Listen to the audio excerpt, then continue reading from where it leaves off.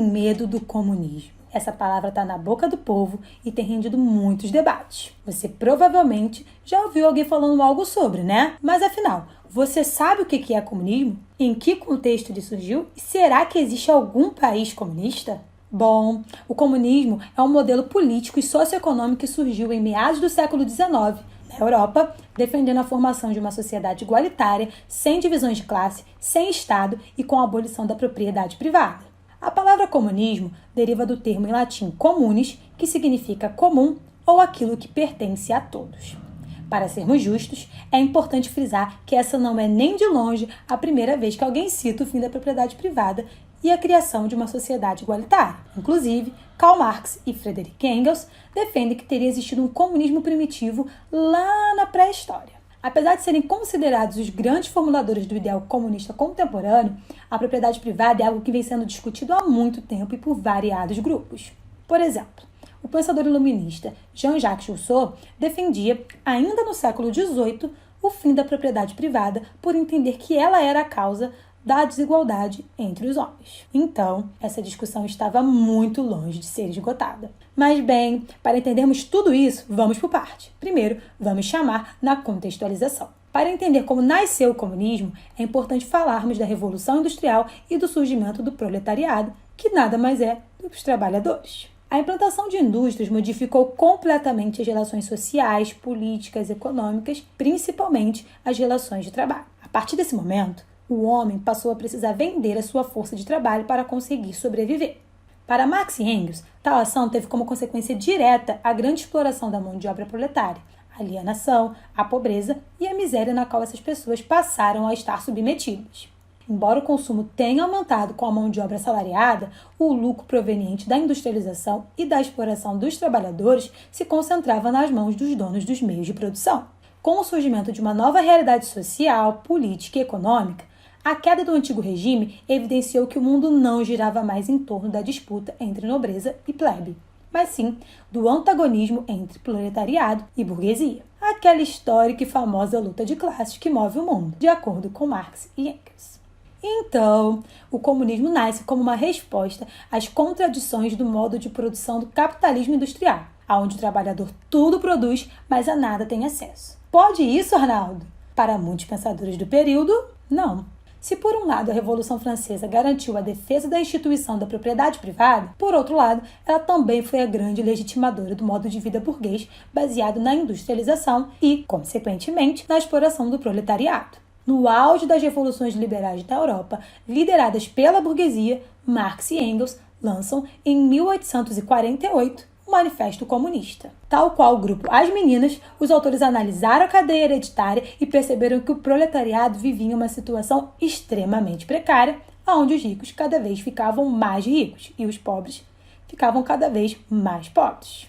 Portanto, o Manifesto Comunista foi lançado como um guia de ação que propunha uma revolução que levaria ao fim do capitalismo e à opressão proveniente dele. E verdade seja dita, os autores aproveitaram para dar uma cutucada no socialismo utópico, ao afirmar que a teoria deveria vir necessariamente aliada à prática e que não existia a possibilidade de uma conciliação de classes.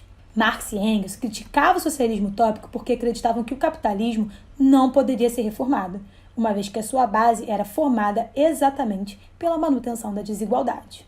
Tal pensamento deu origem àquilo que ficou conhecido como socialismo científico.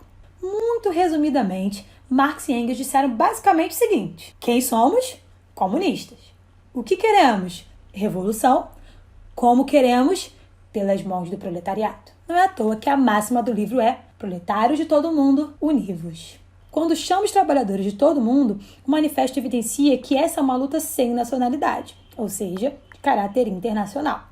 Assim, a supressão da propriedade privada e o fim do modo de produção capitalista era uma prerrogativa para o fim das desigualdades sociais e das lutas de classe. Mas cuidado, hein? Apesar de ser muito comum utilizar a palavra socialismo e comunismo como sinônimos, isso não está correto. Para Marx e Engels, socialismo e comunismo representam fases diferentes de uma ação promovida pelos trabalhadores. Algo como transição e consolidação, respectivamente. O socialismo seria a primeira fase da luta contra a opressão do capitalismo e necessariamente seria autoritário. aquela famosa ditadura do proletariado. Nessa etapa, liderada pelos trabalhadores, ocorreria a abolição da propriedade privada, o controle das riquezas pelo Estado, a existência de um partido único liderado pelos trabalhadores, a democratização dos meios de produção e a instituição do trabalho obrigatório para os adultos.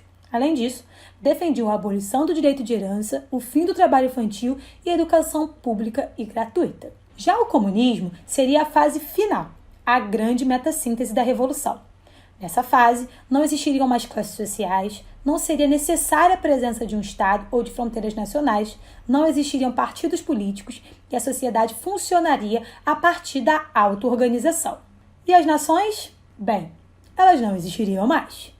Seria a consolidação da sociedade ideal, sem desigualdades sociais, sem disputas de classe e sem propriedade privada. É como defende a máxima da música dos tribalistas, né? Eu não sou de ninguém, eu sou de todo mundo e todo mundo é meu também. Depois desse rolê todo, me diz aí, existe ou já existiu algum país comunista no mundo? Coloca aí nos comentários. Mas eu já te adianto a resposta. Na prática, nenhum país conseguiu implementar o modelo comunista. Mas isso já é papo para uma outra história. Sim, meu povo, esse é um tema bem polêmico e costuma causar bastante treta, né? Mas é sempre importante lembrar que toda discussão precisa de duas coisas essenciais: argumento e respeito. Então, o debate está liberado nos comentários, mas a falta de respeito não. Chegamos ao fim de mais um rolê histórico e é só você baixar o mapa mental completo no link da descrição para estudar quando quiser, no conforto da sua casa. Peraí, não me deixa ainda não. Vocês já se inscreveram no canal? Já curtiram o vídeo? Tem mais uma coisinha. Toma aqui um link para assinar o Descomplica e estudar naquele precinho bacana que a gente gosta demais. Meu povo, até a próxima!